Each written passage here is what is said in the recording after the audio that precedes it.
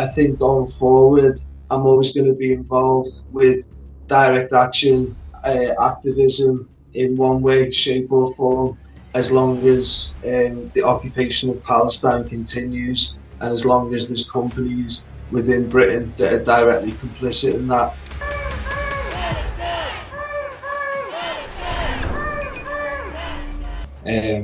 I came to do action, to take direct action in Britain because I felt that we were complicit and are complicit in the genocide in Palestine by having Israeli weapons manufacturers within this country. The action that I took part in was in November 2023 and it was in Manchester in the UK.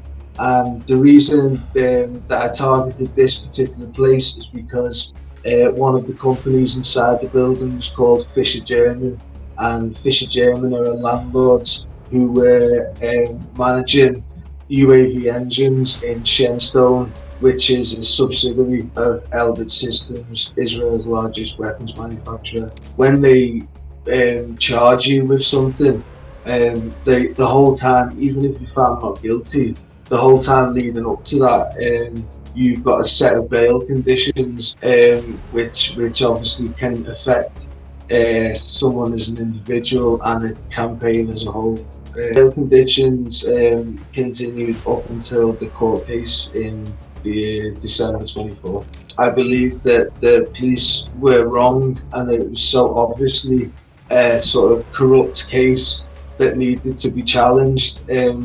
The police were trying to say that I had caused criminal damage by sticking up posters with sellotape, and this is the behaviour that the British sort of justice system has resorted to, and then we put in an appeal, and then we waited for an appeal date, which was 3 days ago, and during that appeal I was then told that I wasn't guilty of a crime and that the actual conviction had been overturned. The arguments used were that it was proportionate what we were doing, that under Articles 10 and 11 I have a right to protest, and that to commit criminal damage we had to commit damage and no damage had actually been done.